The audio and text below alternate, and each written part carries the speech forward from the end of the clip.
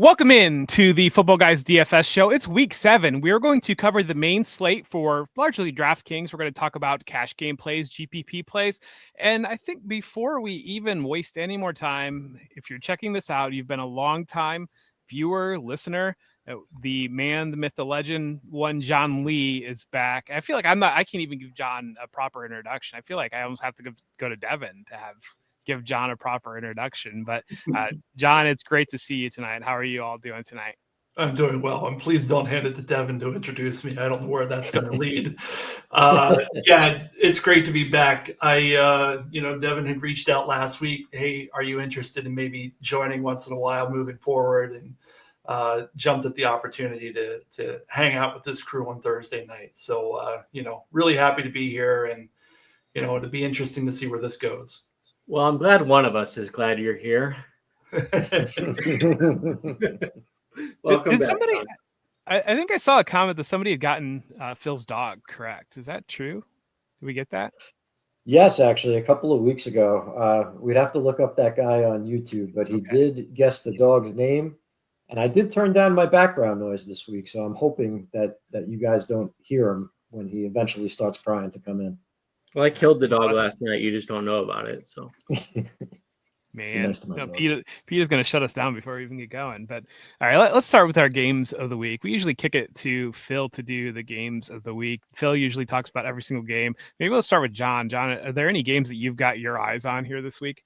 I mean, yeah, the game that everybody's going to be looking at this week features the Redskins. That's how long it's been since I've been on this show. They were the Redskins. The Commanders heading over to Dallas against my Cowboys and their hapless defense. This game's got a total of 54.5. It's going to be a 30-27 type game. It'll be interesting, though, because I think there will be so much action on this game that there's going to be a lot of chalk here. And I think from a game strategy perspective, it'll actually be interesting to see what are the other games folks can get towards. And, the one that's kind of on my mind is the Chargers in Indianapolis. I think that game actually has some shootout potential. As I looked at the game slate this week, if everybody else is zigging, we should be thinking about zagging. And that game actually stands out to me as one that is pretty interesting. And I think, while I still got the floor here, there are probably at least one game and maybe two games that we want to avoid based on what we're seeing on Thursday night in terms of weather. The Midwest out Devin's way, there's a game in Chicago and a game in Cleveland that if the weather kind of holds true to what's being predicted, we're looking at heavy winds, a lot of rain, winds, and typically these are games that don't have a lot of fantasy goodness. And on a 10-game slate, that's going to potentially eliminate 20% of the possibilities there. Phil, you got anything else you're looking for? How do you approach like a main slate like this that gets a couple games knocked out of it? Well, pricing was already tight on this slate, even with the 10 games that there didn't seem to be too many options. So how do I approach a slate like this one? I would say we're looking for at least one game that the field is underrating, and we're going to correlate the hell out of it. So I got two games with lower totals that certainly don't jump out from a Vegas value chart standpoint. But I like Philadelphia and Minnesota to potentially go over the total. And it seems like the Denver Broncos, every now and then, they tend to get into these weird shootouts, even though they have an elite defense. And it's mostly vibe-based, but there's something about these Giants, right? That just makes you think, even though Jackson Dart should really struggle against that Denver pass rush, he's like the kind of guy that's going to find some sort of way to get it done. So I've got my eye on that one too. And if we could stack around those games and then play the chalk, I think that's kind of the direction that I'm going in. All right. Well, I learned one thing last week, and that's when Devin says Jackson Dart's going to score the first touchdown. Jackson Dart is going to score the first touchdown. Devin, you've been very quiet. We're 5 minutes into the show now. And, are there any other games you're targeting? Or I think that maybe the best play of the week might have been Quinshot Judkins going up against Miami, but if he's going to be knocked out because of the weather, or is that something you'd still consider with the weather? I don't think the weather's going to be a concern, but keep an eye on the totals. Like the total in Chicago hasn't dropped at all. It's dropped 4 points in Cleveland. I think Miami's run defense is bad enough that you could easily play Judkins as a top running back this week. I'm not overly concerned about it. And if anything, it's if there's truly 50 to 60 mile an hour winds and they play the game, like Dylan Gabriel's not going to be able to throw the ball at all, other than like checking it down. So. All right, good stuff. Let's before we hit our cash games, just make sure to like and subscribe. Do all those fun YouTube things. But let's go into our cash games. Let's hit our quarterbacks here in cash games. Devin, I'm going to go right back to you. Who's your quarterback for cash games this week? Give John the honor. He can start. Yeah, absolutely. John, lead us off. Yeah, sure. I've got two quarterbacks that are on my list this week, and the one that I want to jam in is probably no surprise. That's Jaden Daniels at 6,900. Oh no. Anyway, Jaden Daniels 6,900 for John. Yeah, John's showing a little bit of rust here. Daniels was my pick too, so if you want me to make the case for Jaden Daniels, I guess I'll go ahead. So there was two choices, right? And they're both about the same price. It was Patrick Mahomes 7,000, Jaden Daniels 6,900 that I'm looking at, and Mahomes is totally justifiable at $100 more. The Chiefs are playing this crappy Raiders team. They're 12-point favorites, implied to score 28.5. Mahomes is vintage Mahomes right now, leading the league in drop back rate over expectation. He's throwing deep again. He only trails Josh Allen and Justin Fields in running the ball at quarterback, which is like a new layer to his game that he's unlocked. The thing is, I just can't pass up this Dallas quarterback matchup. Facing the Cowboys as a quarterback is like the biggest advantage in fantasy football right now. It's worth an additional 8.7 fantasy points per game over league average. And when you got a guy like Jaden Daniels, how do you pass that up? I mean, Russell Wilson had 450 yards and 3 touchdowns and was benched 2 weeks later. Caleb Williams, 298 and 4. It's just silly. So at the end of the day, whereas I see Daniels and Mahomes with similar floors, the matchup with Dallas gives Daniels the higher ceiling. So if they've got the same floor and he's $100 less, give me the higher ceiling. And I also think more entrants and more of our opponents are going to be playing Daniels. So I would rather not be the guy that is stuck without Daniels and then see him light it up against Dallas and be stuck trying to make up those points in cash. I'm somehow going to get blamed from the chat for kicking John out, which is hilarious. I did text him, so hopefully he'll be able to rejoin here in a second. And if not, you at least saw him for about 6 minutes, which is about 6 minutes too long. I don't disagree with Daniels. I think that he's certainly a great play. My only concern is that if Terry McLaurin misses, is 6,900 too steep of a price? I think I'm taking Patrick Mahomes at 7,000. It's ever so slight, but I think that Washington is going to be able to run the ball better than Kansas City will this week.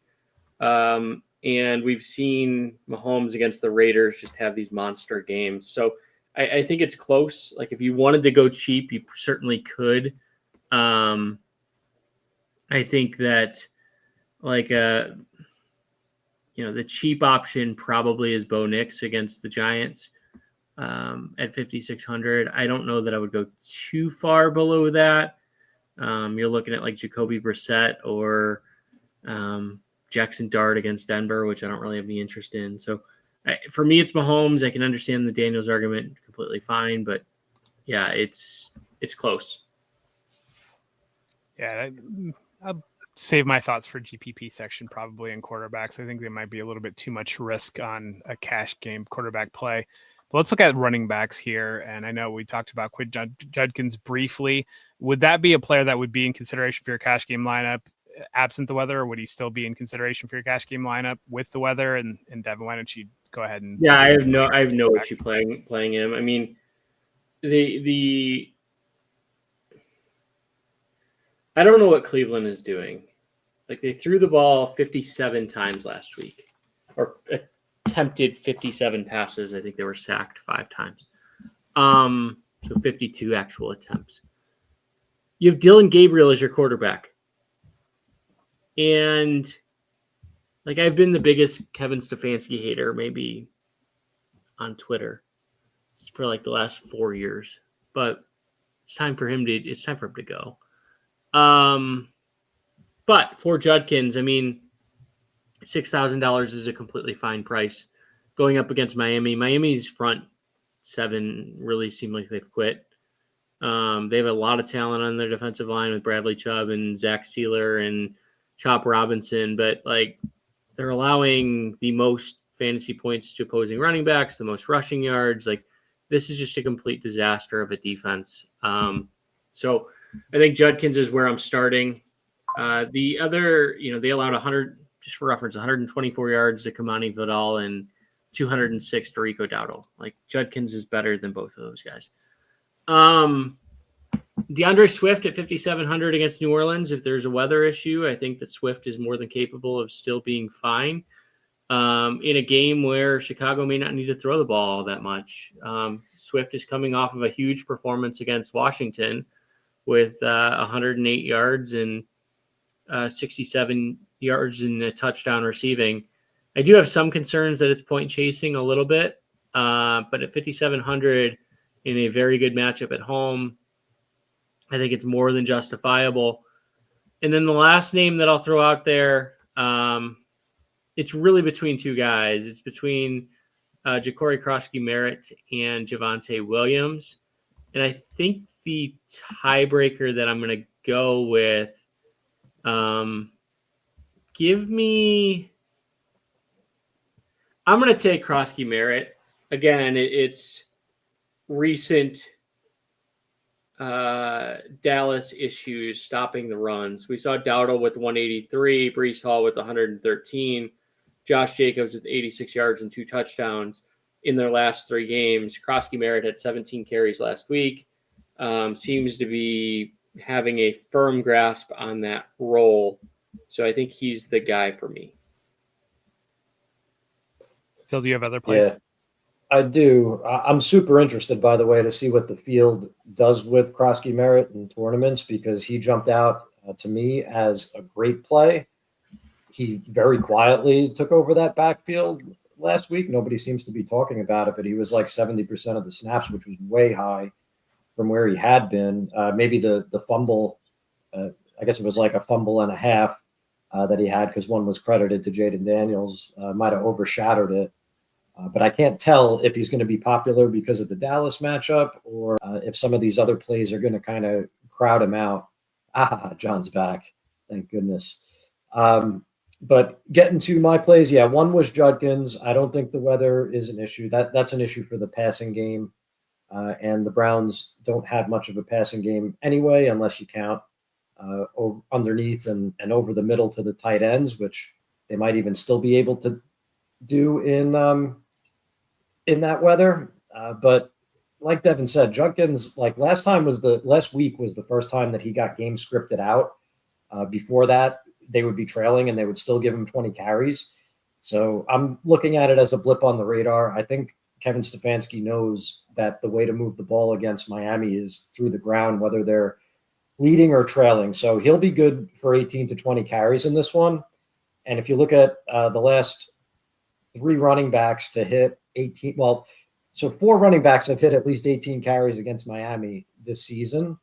One of them was Jonathan Taylor, who didn't go off, but that was the game where Daniel Jones poached 2 goal line touchdowns, right? So his line would look a lot different had that not been the case. Then you had James Cook go for 19 and 108 and a touchdown. Then you had Rico Dattle's first 200-yard rushing game. And then last week you have Kamani Vidal come off the practice squad for 124. So it literally never fails. I think Judkins is a great play regardless of what else is going on in that game environment. And then my other one, Javonte Williams was on my list of folks to consider just because I do want as many pieces of that 54-point total as I could get in cash. And that Washington defense, we just saw them kind of let up the best game of DeAndre Swift's career. So I could see Williams being efficient on his touches, but I don't know how you guys are going to feel about this, but my other guy was Breece Hall at 6,300, and I'd feel a lot better if Hall wasn't attached to this Jets offense. That's going to be now missing their best player in Garrett Wilson, but since Braylon Allen hit IR, that was after week 4, Hall has 36 out of 39 running back rush attempts for the Jets. There was a lot of talk before the season started that Tanner Eggstrand was going to line Hall up out wide, get him involved in the passing game, and it really hasn't materialized. They've been super not creative in really any way. Do you know how many touchdowns Breece Hall has? I'm guessing probably 1 or 0 without looking. 0. Okay. So I think he's too volatile for Cat. I mean, I think he's more of a GPP play, but I don't really argue with you much. I just think in terms of the dollars per projected touch value, I think you can make a case for him in cash. Look, Carolina's not going to blow anyone out except the Falcons a couple of weeks ago. But other than that, they're not blowing anyone out. And if the game stays on script, Hall is going to finish with 20, 23, 25 touches. So if you're ever going to get him involved as a pass catcher too, wouldn't it be the week where like Garrett Wilson is out and you're coming off a game where you had minus 11 net passing yards and everybody's calling for your job? I think so. I guess we'll see. John, what do you have for your cash game plays? We had mentioned Quinn Judkins previously, talked about the backs in that Commanders Dallas game. Is there another direction that you'd consider going? Yeah, I mean, let me quickly follow up on Quinshon Judkins.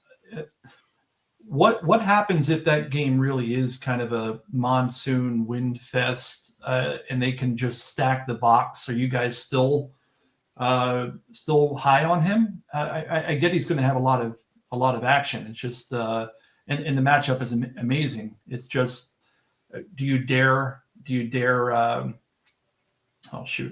quarterback, why can't I think of his name? Gabriel, yeah, Dylan Gabriel to throw. I mean, I'm not that concerned about. I mean, it depends on how bad it is, right? Oftentimes these weather things are completely overblown, and the amount of weather games that are truly horrific are like I can count on a single hand. And if there is 50 to 60 mile an hour winds, it's like, are there oopsie daisies that like fumbles inside the 10-yard line that lead to touch? Like there's crazy things that can happen. The over-under still at 38.5. Rico Dowdle just ran for 210 against this defense. So even if they do stack the box, can they really stop Judkins? Maybe I hear the point. I just, on a 10-game slate, I'm not overly fearful of it. It's a fair response. I think it's just a good talking point because we don't know what's going to happen just yet in terms of the weather. We're recording this obviously 3 days before everything hits. Maybe it's not an issue. Judkins is on my board. He's the 4th highest value on the slate. Going back to Jeff's question, Bill Krosky-Merritt is pretty high on my list in terms of value this week. Javonte Williams is pretty high.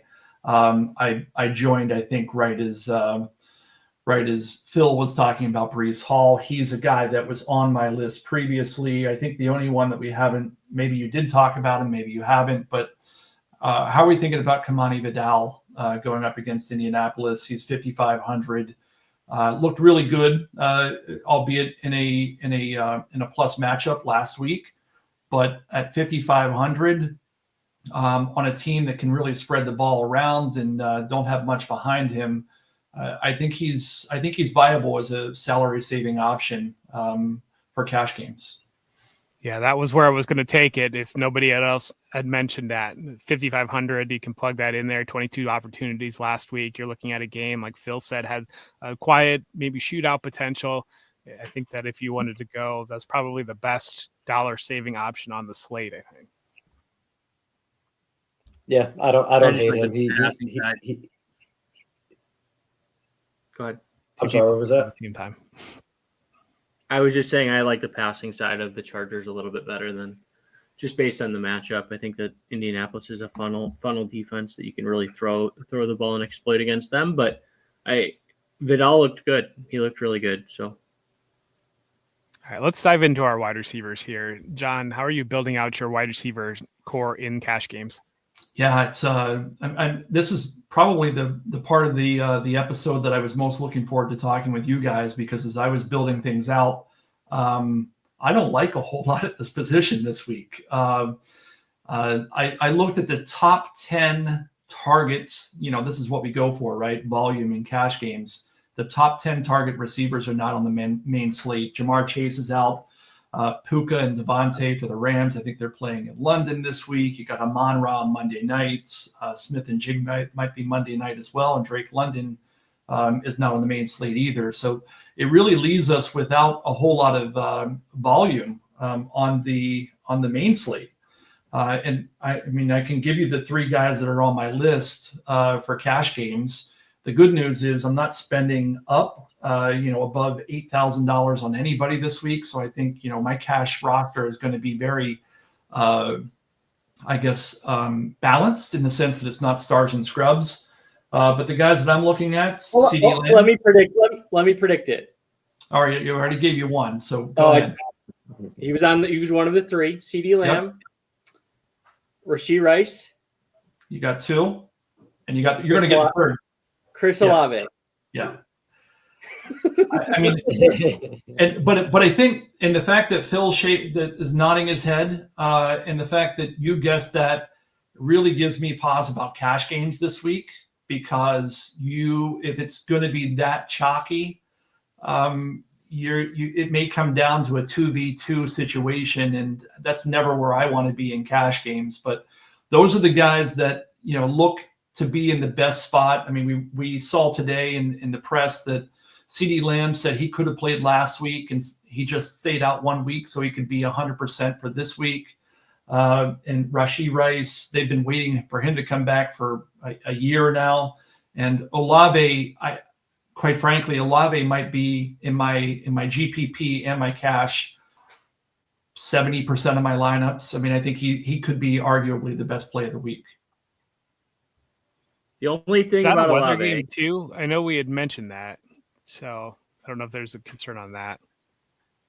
Two things about that. Yeah, it could be a weather game. The total really hasn't dipped at all. I think the storm's going to pass before in really be in Cleveland by the time game time hits. Two, the only profession that's more wrong than DFS analysts or meteorologists, so who the hell knows on Thursday. But if weather is a concern, like I want no part of a Caleb Williams game or a Spencer Rattler game in weather. I don't know. Both seem pretty soft to me. So that would be the only concern. I think you could pivot pretty easily off of Olave to a guy like Terry McLaurin if he does play, or you could look at like a Stephon Diggs or a Ladd McConkey as well. But I hear the point. It's like, if I guess the three, everybody's going to play those three. Yeah, exactly. Yeah, and just to build on that, I know that we're talking about cash games, and John rightly said to be leery of them when it's going to shake out this way. But you have to apply that same type of thinking to tournaments, right? If that's going to be the common roster construction, that type of spend at wide receiver, then your very easy way to start building differently from the field is to not spend that way at wide receiver, right? That's something that I try to do in my article every week, is kind of predict the common spend so that we could look for ways to build our lineup using salary as leverage. So just kind of keep that in mind as you guys are out there building GPP lineups too. You're going to run into those 3 wide receivers quite a bit in the same lineup. So for roughly the same dollar amount, you can pivot from CeeDee Lamb to George Pickens and from Rashee Rice to Xavier Worthy. Is that more of a GPP approach, or is that something you would consider in cash if it's going to be that heavy in the one direction? For me, it's the classic GPP approach, right? Pickens especially is on my list as the clear price pivot off of CeeDee Lamb. Yeah, I mean, I think the way to approach it is in GPPs is to pick guys in the similar price point than the really popular players, because remember, only 25 to 30% of people are going to pick, and I know we're talking GPPs here, but 25 to 30% of people are going to pick CeeDee Lamb or pick Olave or pick Rice, but that means 70% aren't. But those 70% are probably not spending in that same range as Rice, Lamb, or Olave. So you could get really creative by playing players in that similar price range. Is there any other wide receivers that are in consideration for your cash game lineups? I know one for me might be Cortland Sutton at 5,900. He had a quiet game last week, but that was a really weird game. Phil, obviously, being the Jets fan, I don't mean to open up sore wounds, but it did seem like they were just toying with the Jets offense a little bit and not really trying anything. We've seen Cortland Sutton be a consistent performer going up against the Giants that have allowed the 3rd most fantasy points to the wide receiver position. That seems to be maybe a position to go to at 5,900. Yep, definitely a fan of Sutton this week, more so in tournaments. The only other name that I would throw out there for cash, and those who listen to the show know that I like to kind of give my cash lineups a little bit of juice with a stack. If McLaurin is out, I don't think Deebo Samuel at 6,200 is a terrible idea. It's just that,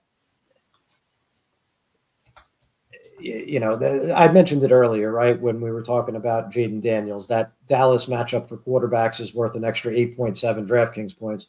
For wide receivers, it's worth 13.3. It's even higher, right? So the matchup is great. My hesitation is that he's been playing through that heel injury, still hasn't practiced yet this week, and he's been playing like pretty poorly through that heel injury. So that's why he probably doesn't make the cut for me. But yeah, just building on that, Phil, it was one of the things I was going to bring up at the end, a very similar point in the same team, no less, but it's Thursday and neither Terry McLaurin nor Deebo Samuel will practice today. If they don't practice tomorrow, you got to be thinking about somebody like Chris Moore, Luke McCaffrey, Jalen Lane. I mean, one of these guys is going to step up, and they're all super cheap. The team's likely going to score 25 to 30 points on Sunday. And I think if you need to save salary, those are players that you should be looking at on Sunday morning. But obviously, we don't have the luxury of knowing what's going to happen on the injury reports on Thursday night. But certainly, this is something that folks watching should be monitoring moving forward. Jeremy McNichols is the name. He's the receiving back. He is. That kid gets into a shootout in a GPP and they fall behind. It's going to be 100% McNichols. So, all right, tight ends. Phil, what are you looking at for your tight ends in your cash game lineup? We just play Michael Mayer too. Like, is it a clean sweep here? What's that? Is Brock Bowers is out, right? I believe so. So it's all Michael. It's all Mayer. It should be. Yeah. I'm actually right now. I'm playing 2 tight ends in cash. It's that kind of week because the value is scarce, and as much as I hate doing that, Mayer is one, but I really like Trey McBride. I think if you compare him to the wide receivers in that price range, he looks really good. He's leading all tight ends in targets as usual, second in receiving yards. And now that Kyler Murray looks like he might be out of the picture for another week, he might even catch another touchdown. The Packers have a leak defending the tight end position. They've allowed 34% more DraftKings points than league average to opposing tight ends. And as an added bonus, we're probably not going to see Marvin Harrison Jr. this week, assuming he's out with that concussion. So on paper, I think it sets up for massive volume for Trey McBride, and I like him better without Murray in the lineup than with him. You're playing two. I mean, Phil tight already ends in told cap? us to. Well, Phil already told us to play Breece Hall in cash, so I wanted to give him the opportunity to see if Mason Taylor was going to follow it up and double up on those Jets there. Oh, goodness. No. I'm so confused. Why are you playing two tight ends in cash? Well, because you got Jaden Daniels at quarterback, right? And then Right. and then I've got Judkins at 6K, Breece Hall at 63. And then you've got Rice, Olave, and Lamb. And then I'm spending 5,800 for McBride. So that's going to be the 1v1. You can get a Krosky Merritt or a Javonte Williams if you go cheap at defense. I think I like McBride better than Krosky Merritt for sure. Okay. What about Oronde Gadsden? luck. Is that a completely off base suggestion for cash? I think if Johnston needs to be out, if Johnston misses again, I think if all three wide receivers are active, I would worry about the volume going to Gadsden. I think if Johnston were to miss, then I think he steps up there. They kind of use Trey Harris more as the tight end position almost. That's what they did last week at least. And so that's where opens up to Gadsden. If Johnston's out, if all three wide receivers are active, that's going to be where your primary targets are going to go. I think that's a good call. With Meyer only at $200 more, $3,500, that feels like the safest salary saving option. And if it matters, I've got Trey McBride as a solid cash option for all the reasons that Phil's already referenced. The matchup, the historical performance against that position in Arizona. There's a lot of reasons to like him this week. So this position seems a little more clear cut than maybe running back for sure. So I think Phil. If Debo and Terry McLaurin miss, I think Zach Ertz goes up towards the top. Agree. 3,800. Mm-hmm. Yeah, I think the play there on McBride is basically you just want McBride into your lineup. You're almost treating him like a wide receiver at that point of a flex at 5,700. And then the way that you get that in there is by playing a tight end into the other spot. So, that makes sense. Let's look at our GPP plays and let's talk about some quarterbacks and GPP plays. And if John, I know you just took a drink, and so I don't mean to throw it to you, but you had we got cut off on your cash game quarterback plays, so we didn't really give you an opportunity to hit this position. What are you looking at for GPPs in the quarterback position? Yeah, I mean the guys who the OGs on the old Power Grid show know that a lot of my exposure to quarterbacks is driven by the receivers that I like, and we talked a little bit, or actually Phil did, I didn't talk about it, but a little bit around roster construction and how to be contrarian. And really this week, I think one approach to doing that is going a little bit different at quarterback in terms of salary. And so I've got two guys on my list that kind of make my stomach turn. And this is probably the second time, because when I bailed off the first time, I could still hear Devin badmouthing me about 6 minutes being on the show. But this could be the second time. The two guys on my list are.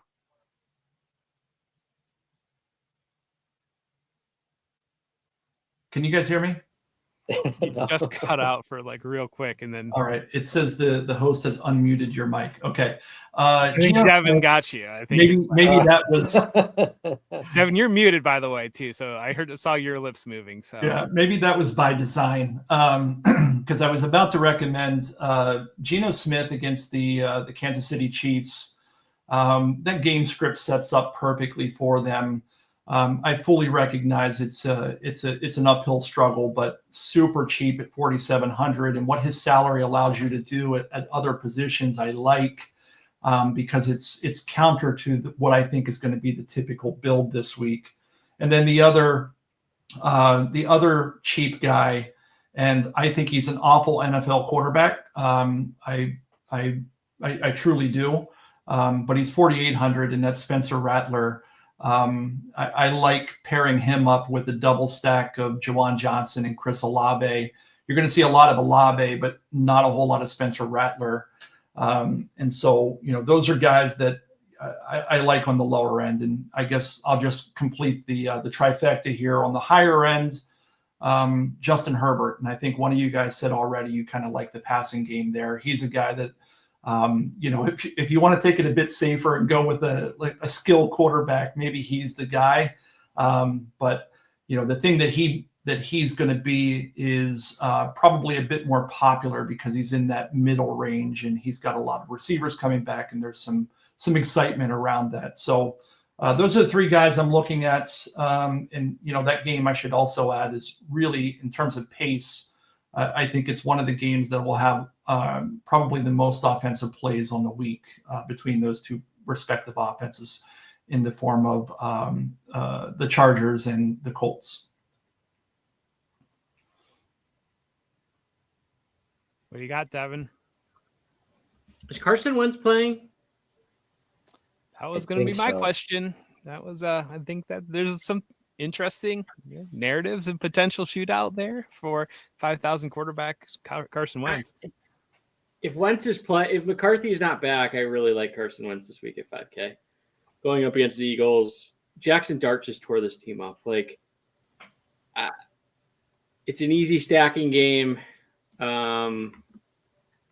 He's not popping up in a lot of optimizers at the moment. I think he will start to, and that's just because some people have JJ McCarthy as projected as of now. So if he does play, I certainly, he's probably my favorite cheap guy. I do really like Justin Herbert. And then I think depending on the weather, I could see a case for Caleb Williams at 5,800. This game has, I don't know if it's sneaky shootout potential, but the Bears at home, we saw it earlier against Dallas, and Dallas's defense is just horrendous, but they've been putting up points, and Caleb Williams has been decent this year, and you could easily pair him with a Rome Odunze, especially with DJ Moore looking like he's going to miss. So I think Caleb Williams is a guy that I'll have at least a little bit of. Phil, do you have anything else on your board that you're looking at?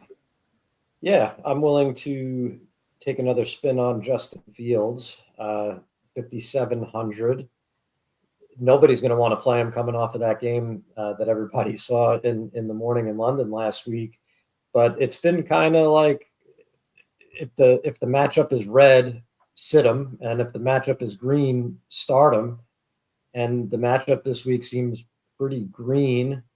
His two horrendous games this year were against Buffalo and Denver. Carolina's allowed multiple passing touchdowns to the last three quarterbacks they've faced, and they rank dead last in quarterback pressure rate. We'll see if any type of ceiling exists for him without Garrett Wilson, but the guy's gone over 26 DraftKings points in 3 out of 5 starts. He's going to be sub 5% owned, and he's only 5,700. I'm willing to take a shot there. And then the other one on my list is Jalen Hurts. So I mentioned at the beginning, I like that Minnesota Philadelphia game.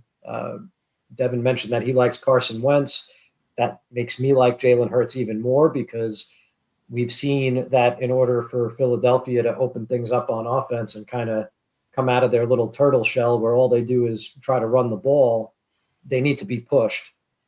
So I think there's some interesting pieces on the Minnesota side this week that could push the Eagles to have to pass. And when you look at stacking Hurts, he's 6,700, which is leverage on Mahomes and Jaden Daniels, who are going to be more popular at the same price point. But his receivers, right? We're getting AJ Brown now for $5,800. That's $1,100 below his week 1 price. He's still AJ Brown. I have to imagine he's complaining very loudly at this point, and they're going to want to get him going soon. And then Dallas Goedert at 4,500 is pretty cheap, and you could double up a Hurts stack pretty easily. So if that game goes over like I think it will, Hurts looks like a good play to me. The fantasy quarterback 3 is on the slate, and he's not priced anywhere near at least since week 2. The fantasy quarterback 3, he's one of the hottest quarterbacks in the league right now. Going into a game that there's some juicy narratives involved in it. Drake May going up against Tennessee, and I know Tennessee's been a little bit better, maybe-ish against the quarterback, but I think the Patriots, it'll be interesting to see in that game if there is a little bit of extra that they might be going on there for their coach there, and obviously the Titans have a new coach that they are trotting out this week. I think that might be an opportunity for the Patriots to really get up, keep pouring it on, and have a big week from the guy that was quarterback 2 last week. So I mean, you might worry a little bit that he's not getting pushed, but I think at 6,300, that price is pretty reasonable. Then Daniel Jones at 6,000. Daniel Jones, we know that he was quarterback 4 last week. He's going into a game that mentioned potential shootout there. So I think that might be a direction that you could go as well to get some exposure to just play that game a little bit differently than many might be playing Jonathan Taylor. But talking about Jonathan Taylor, that's a good entry point into running backs on GPP plays. Phil, what are you looking at running backs in GPPs? I like J.K. Dobbins at 5,600. The crowd never really plays Denver's backfield because you never know quite what to expect from the split, but it's pretty clear that Dobbins is the lead back and he's the most likely one to score a touchdown. The Giants are bottom 5 in EPA allowed per rush, or close enough, maybe bottom 6 as I'm looking at it. Point is their run defense isn't very good. They've allowed big games to Ja'Cory Krosky-Merritt, Javonte Williams, and Omarion Hampton this season. I mentioned already that I kind of like the game for some sneaky potential scoring, even though Vegas begs to differ. But I do think Dobbins has multi-touchdown upside this week, and his ceiling is raised by the matchup with the Giants. I like Jordan Mason, too, at 6,200. He gets one more week without Aaron Jones in the lineup. It's flying a touch below the radar, but Philly's getting beaten up on the ground lately. Week 3, Kyron Williams had over 100 and a touchdown. Week 4, Bucky Irving, 165 scrimmage yards and a touch. Week 5, Dobbins, 79 yards and a touch. And then last week, Cam Scatterbo actually, he blew up with 110 and 3 touchdowns. So Mason is well rested. I like him being one of the reasons why Philadelphia has to throw. And then the last name I'll throw out there, I like a little bit better on FanDuel because it's really touchdown dependent, but Ramondre Stevenson at he's 5,200 on DraftKings. We're probably not getting more than like 11 to 13 touches, but he's so bad. Those touches are, yeah, he really is. And as long as those touches are coming against Tennessee, though, they might be a little better. They're letting up the 4th most fantasy points to running backs, 9 touchdowns in 6 games. I keep waiting on like the Travion Henderson spike week like everybody else. So I might sprinkle him in a little bit too because of the matchup. But listen, it's been a 70-30 split in Stevenson's favor, and we really have no reason to think that's changing. And it's totally matchup driven, but I don't mind. Well, you have a franchise quarterback, and if you have a running back who can't pass block for that franchise quarterback, that running back's not getting on the field, and that's is he that bad? Is he that bad at pass blocking? Like PFF pass block rating of 6. What happened to him? He like that. When I read the draft profile, everybody was saying he's this great pass blocker. Like, and now he can't get on the field because he can't pass block. Really what good. Happened? I mean, you just see it. You just see it with rookie running backs. Woody Marks is having the exact same issue. He can't pass block, which is why he's not passing up Nick Chubb for the starting role. It's different. The blitzes are different. The talent's different. The speed's different. Can he do it eventually? Sure, but it's just going to take time. I almost wonder if him being so good at it in college is like playing into the opposite, where he's used to where the angle is coming from or the blitz is coming from. And so he positions himself in that where he thinks it should be. And then it's coming from somewhere else. He has to adjust late to it. And then that leads to a penalty. Yeah. I mean, how many Big Ten offenses or defenses run NFL scheme type stuff? One. Right, one, Michigan, and then he probably saw it with Al Golden and Notre Dame. Ohio State. Oh yeah, but this year it's just. Well, I guess, yeah, I would say two, but he's only seen it a couple times. Yeah. But Tavondre Sweat is back for Tennessee. They're 380-pound defensive tackle, so I don't love it as much. Ramondre Stevenson had like 18 yards on 13 carries. He's just not. He could have a 3-touchdown week. I hear you. It's scary. John, what are you looking at for your running backs and GPPs? My favorite GPP running back was already referenced, and that's J.K. Dobbins. I think he's an excellent play this week. The implied game script as a touchdown favorite is pretty solid there. His recent usage is quite high. His price is there, and at 5.6K, and frankly, I don't think he's going to be that popular compared to some of the other options on the list. So it's kind of like that perfect storm, that trifecta of factors that really make me like him. The one that I want to throw out, I just have been thinking about it, and I'm not sure, which is why I want to discuss him. How do we feel about Alvin Kamara? Against Chicago, excuse me, he's at home. He's caught four to five passes a game for the past month. He's still obviously the clear-cut RB1 in front of Kendre Miller, and he gets a matchup as a home favorite. It's about 5-point favorite against a team that I think is third worst in terms of fantasy points allowed to opposing running backs. That game's in Chicago, by the way. Is he a guy? I'm sorry? The game's in Chicago. Oh, yeah, my fault. You're right. I misread my sheet here. So how do we feel about him? The silence is deafening.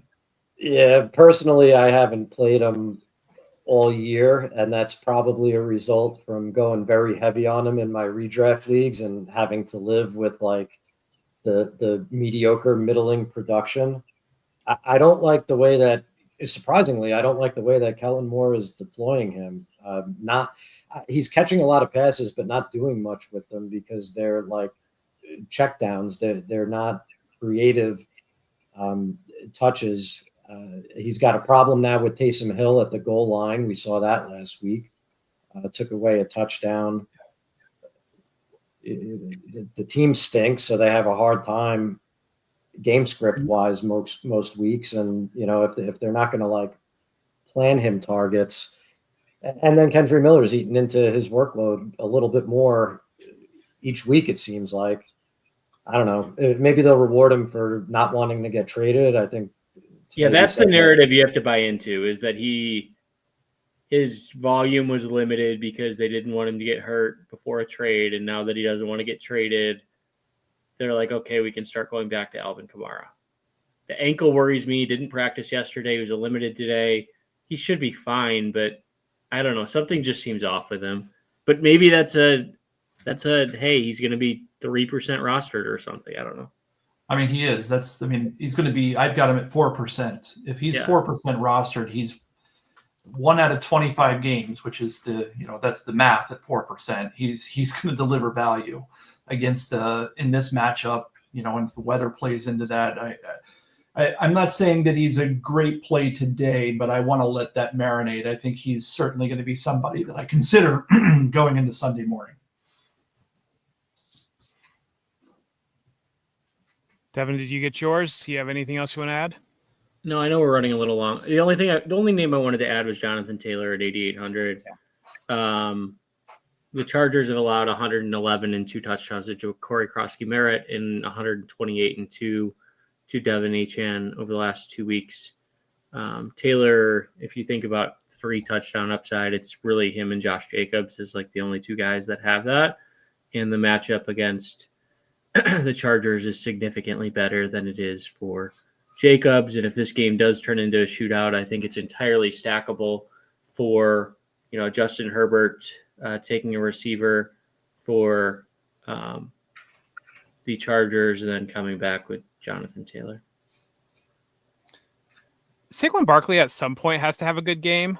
And I don't know that anybody's going to be playing Saquon Barkley. I mean, that might be one direction to explore. Rico Dowdle is pretty much the greatest running back in the history of everything. So nobody's mentioned him yet. So that's that hot hand. I feel like to ignore that completely is out there. Cam Scatabo has been like a top 5 running back since week 2, and he's sitting there. A terrible matchup potentially, but again, an opportunity where people might avoid that. And we know how hot he has been of late.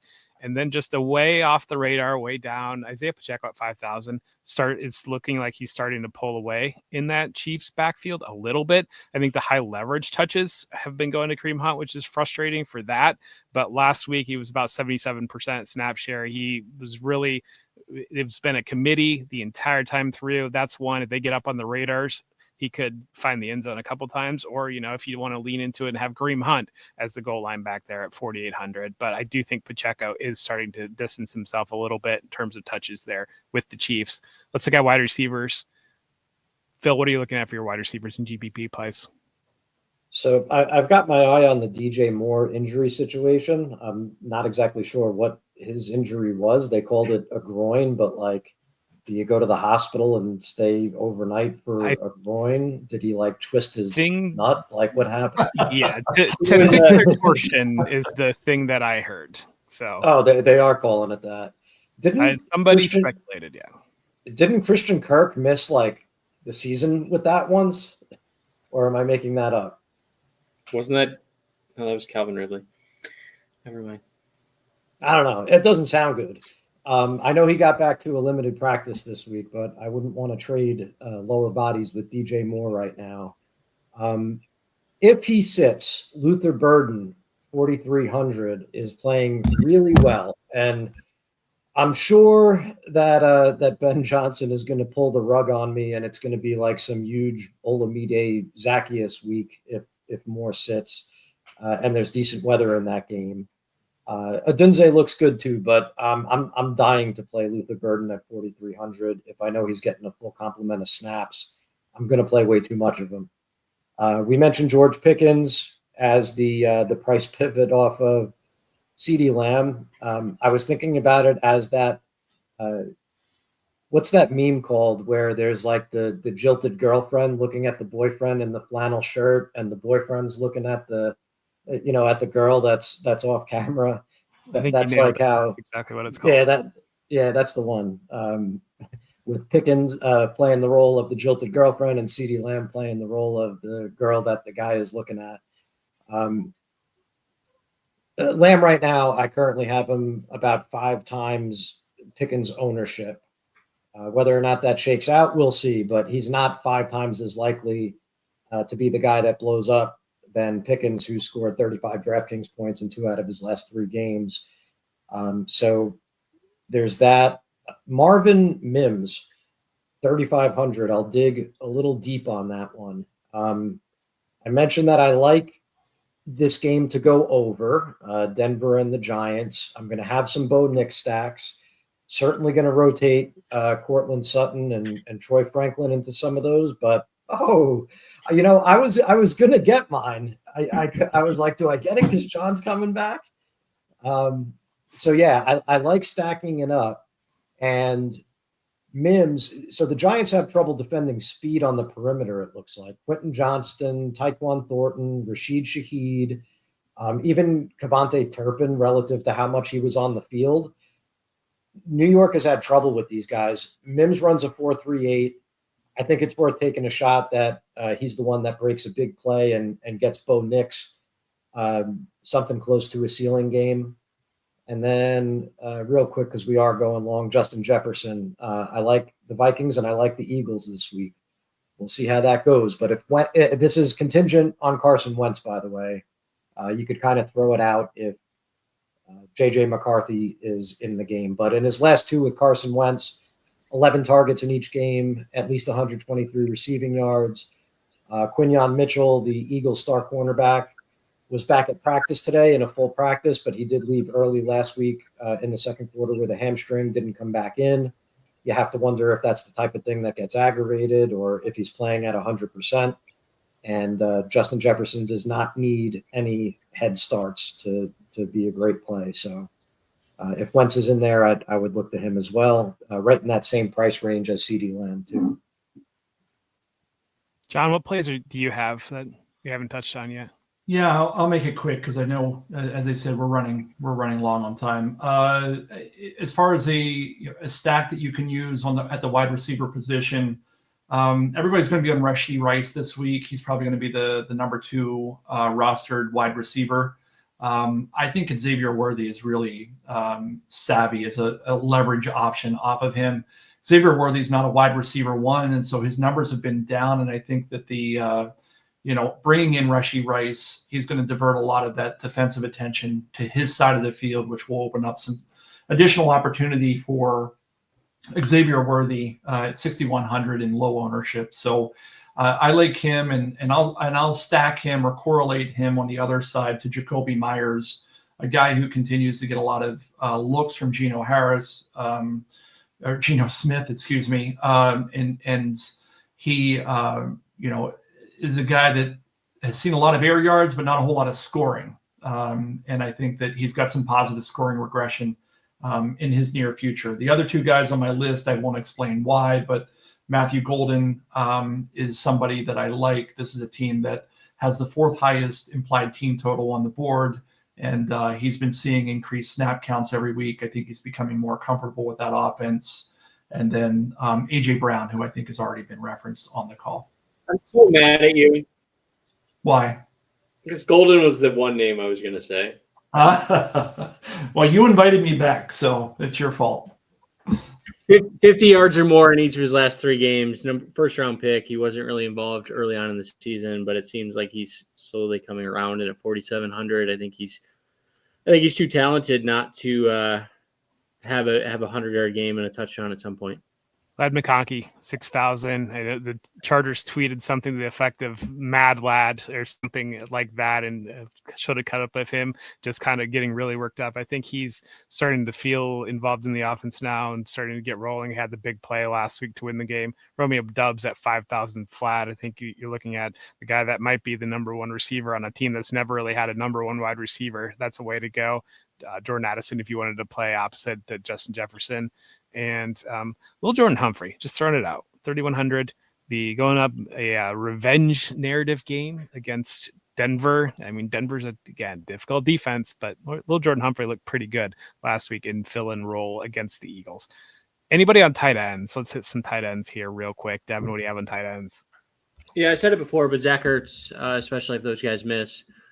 Darren Waller, especially if there's some weather things at 4,200. Who are they going to throw to in the red zone? Cleveland's secondary is a lot worse than their run defense. So I think he's at least intriguing. And then Tyler Warren, 5,200 for a shootout in that game. I think is entirely stackable if you don't want to play Jonathan Taylor.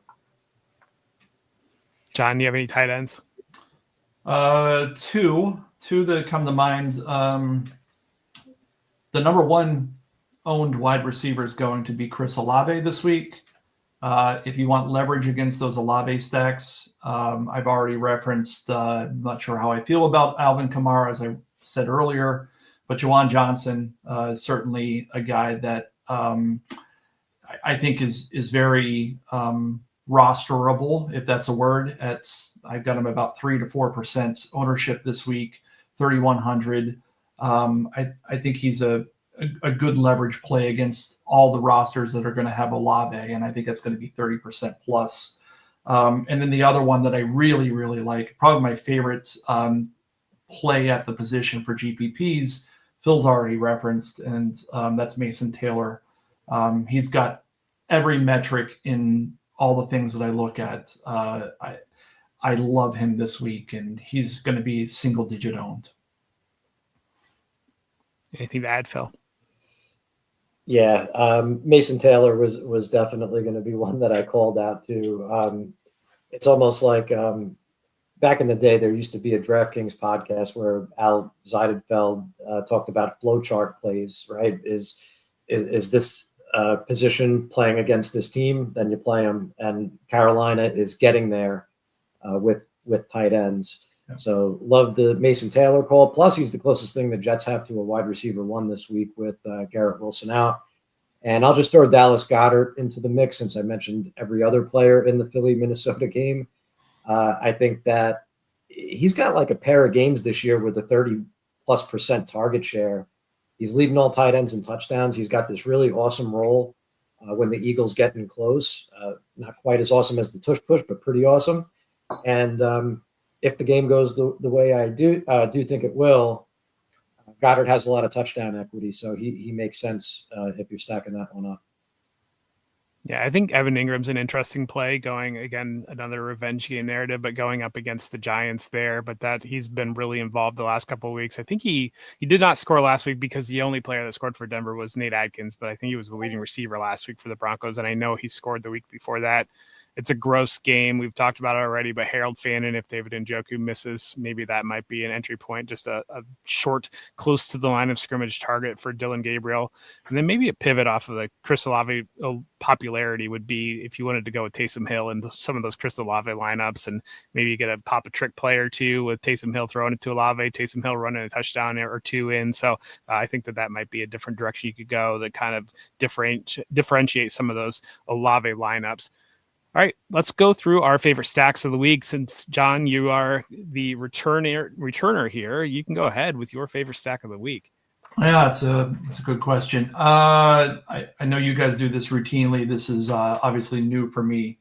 I will go with the Geno Smith play. I like him with Meyer at tight end, double stack Meyer, Mayer and Myers, if you will, Jacoby and Michael, and then run that back with Xavier Worthy, as I talked about in the wide receiver section. Phil, what's your favorite stack this week? I just want to say that Jacoby Myers has cost me an absolute fortune over the last month. This is the week. This is the week. I'm sure of it. Favorite stack, I guess I got to go with my Eagles Vikings thing, right? So give me Hurts, AJ Brown, Goddard, Jefferson on the way back. What do you got, Devin? I have Herbert, McConkey, and Jonathan Taylor. I like that one. I'm touching on Phil's play, but going the opposite direction. If Carson Wentz is the quarterback, playing Carson Wentz with Justin Jefferson, throwing Jordan Mason in that lineup, playing Dallas Goedert coming back, I think is an interesting way to go about that. Discount play of the week. What do we have here for Devin? Let's start with you. Your favorite discount play this week. Great. Matthew Golden, 4,700. Phil, what do you have? Give me an AD Mitchell resurrection game with Josh Downs and Ashton Doolin unlikely to play. All right, John, what do you have? This is I'm not prepared for this question. I will say I'm looking at my Geno numbers. Smith is your favorite one. Who? Geno Smith. Well, yeah, at quarterback, sure. I was going for a skill position, and Marvin Mims came up as a guy, but it's already been discussed. But we'll go with Geno Smith, Marvin Mims. Those are both cheap salary savers. Yeah, I think that mine is going to be going with I want Little Jordan. I don't know that I'm there with Little Jordan Humphrey being that play, but actually, yeah, I'll go with that. Little Jordan Humphrey at 3,100, just cheap wide receiver. It looks like the wide receiver 2 in that offense. So that's all we got. And I don't know. We usually kick it to Devin to give some encouraging words of wisdom to close it out, but I don't know if John and Devin want to have a little back and forth or anything that anybody's feeling at this point. He can have it. Lead us out, John. Any parting thoughts, John? Welcome back. Very, Very happy Cool. to be asked back and get the band back together. It's good seeing familiar faces, and hopefully this resonates with folks. As far as your lineup construction this week, just remember, start with salary. I think that Phil's advice earlier was sound. Remember that everybody else is going to be gravitating towards these balanced builds. And if you're doing something a little unique in terms of rostering an expensive running back or a cheap quarterback, that's going to give you the differentiation that you need to finish near the top.